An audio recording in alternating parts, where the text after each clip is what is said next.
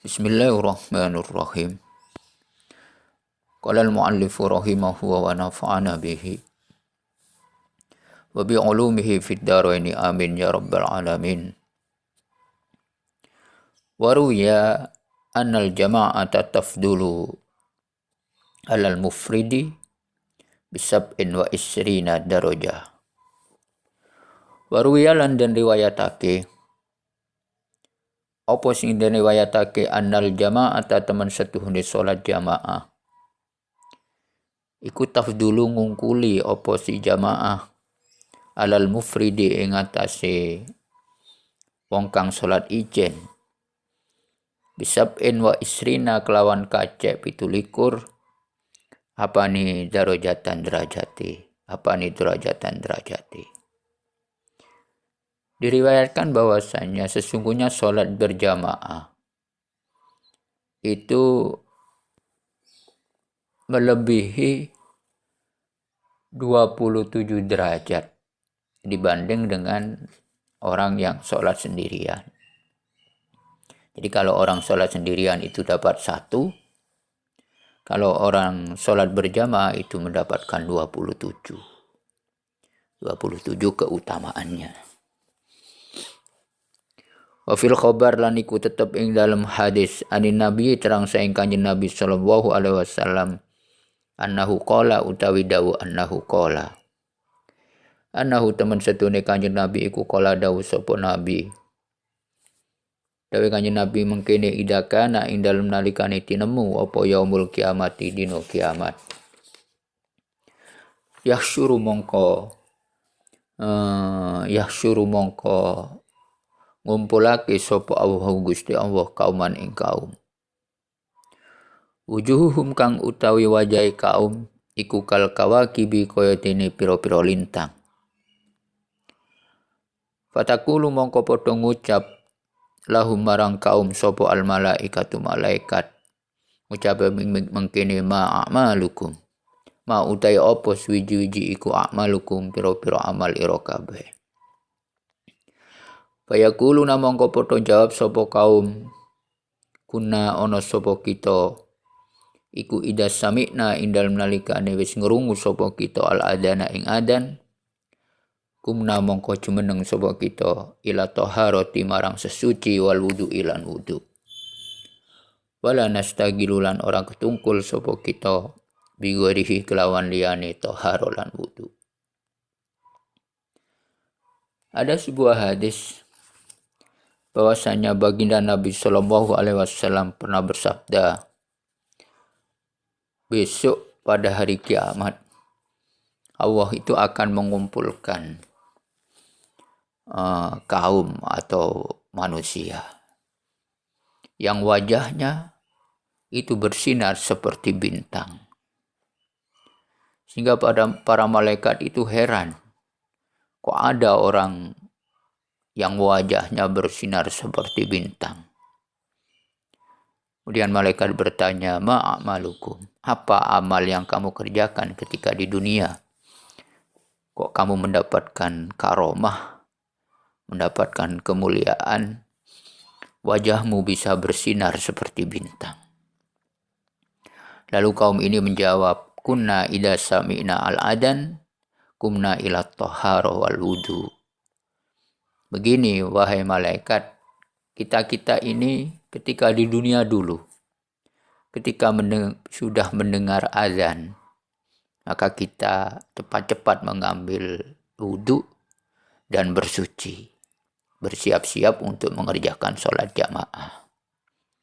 Sehingga kemudian Allah memberikan karomah kepada kita, wajah-wajah kita ini bersinar seperti bintang.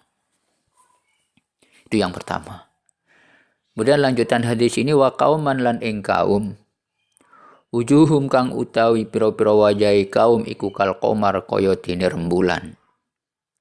Fayuqalu mongko den ucapake lahum marang kauman apa sing den ucapake ma'amalukum. Ma utai apa suwiji-wiji iku amalukum amal ira kabeh. Fayaquluna mongko padha jawab sapa kauman kunna ana sapa kita iku natawaddu wudu sapa kita qoblal adan ing dalam sadurunge adan. Kemudian golongan kaum yang kedua adalah kaum yang wajahnya itu seperti rembulan.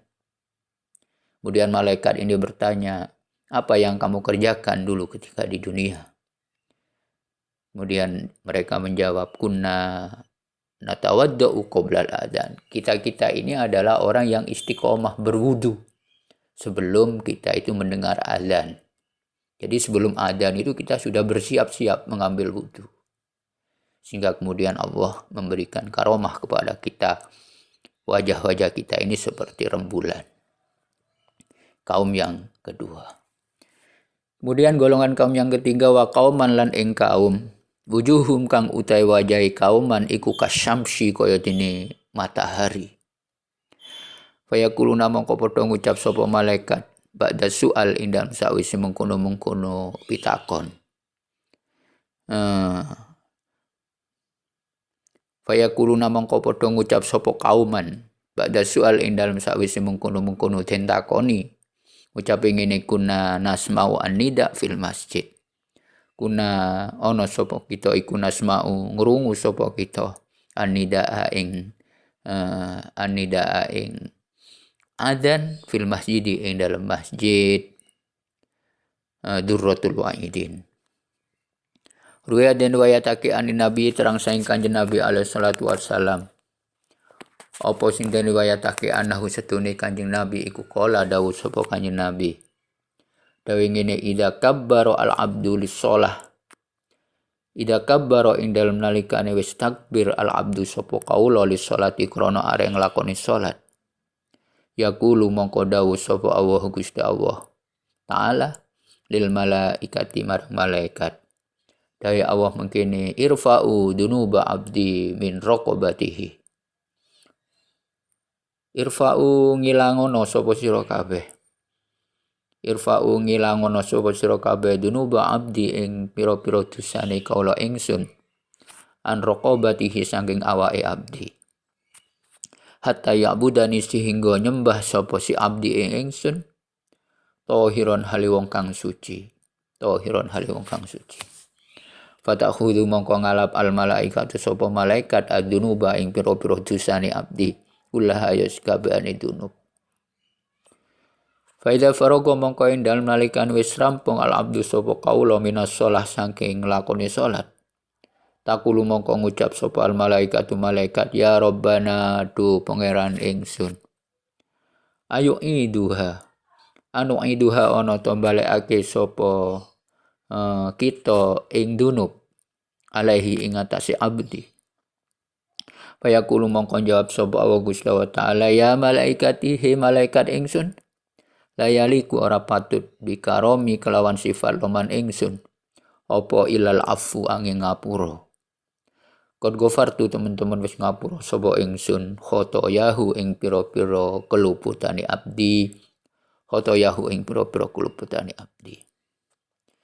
Ada sebuah hadis bahwasanya baginda Nabi sallallahu alaihi wasallam pernah bersabda, idza kabbara al abdu lis-shalah yaqulu Allahu ta'ala lil malaikah irfa'u dunuba abdi an raqabatihi. Tatkala seorang hamba itu sudah bertakbir untuk melaksanakan salat. Takbiratul ihram berarti. Tatkala ada seorang hamba yang sudah bertakbir untuk melaksanakan salat, maka Allah berkata kepada para malaikat, wahai malaikatku, hilangkan dosa-dosa hambaku itu dari badannya. Hilangkan dosa-dosa hambaku itu dari dirinya. Sehingga dia beribadah kepadaku dalam keadaan suci tanpa dosa. Kemudian perintah itu dieksekusi oleh malaikat. Dosa-dosa hamba yang sedang sholat itu dihilangkan semua. Kemudian tatkala hamba tadi itu sudah selesai melaksanakan sholat, malaikat ini bertanya kepada Allah, wahai Allah, apakah dosa-dosa yang dimiliki oleh hamba-hambamu itu dikembalikan lagi setelah sholat? Kemudian Allah menjawab, la yaliku bikarami ilal afu qad ghafartu khotoyahu. Wahai para malaikatku, tidak pantas bagi aku yang mempunyai sifat karomah, yang mempunyai sifat dermawan, untuk mengembalikan dosa-dosa itu. Biar sudah dosa-dosa yang sudah diperbuat oleh hamba-hambaku tadi itu, sudah aku ampuni semuanya. Makanya kemudian ada sebuah hadis lain, redaksi yang lain, bahwasanya orang mukmin itu diibaratkan mandi sehari semalam itu adalah 5 kali. Jadi kalau orang itu 5 kali mandi sehari semalam, masa iya dia masih mempunyai kotoran? Kalau dianalogkan dalam konteks ini, orang mukmin itu 5 kali dalam sehari itu oleh Allah diampuni dosa-dosanya. Ketika dia sholat, diampuni dosanya. Mungkin setelah sholat dia mengerjakan dosa lagi, tapi kemudian sholat lagi, diampuni lagi. Begitu seterusnya. Masa iya kalau kemudian ada orang yang mandi sehari semalam itu masih mempunyai dosa? Kan jelas tidak. Nah ini analoginya kan ini.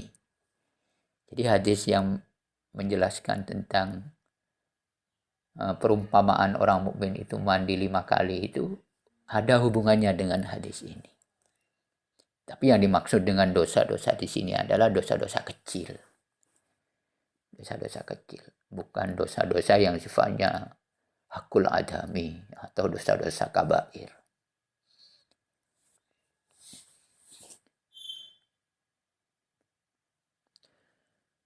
Wanin Nabi lan terang saing Kanjeng Nabi sallallahu alaihi wasallam. Anahu satune Kanjeng Nabi iku kala dawuh sapa Nabi. Dawuh inna wa ta'ala satune Gusti wa ta'ala iku yahsyuru ngumpulake sapa si Allah. Masajidad dunya ing pira-pira masjid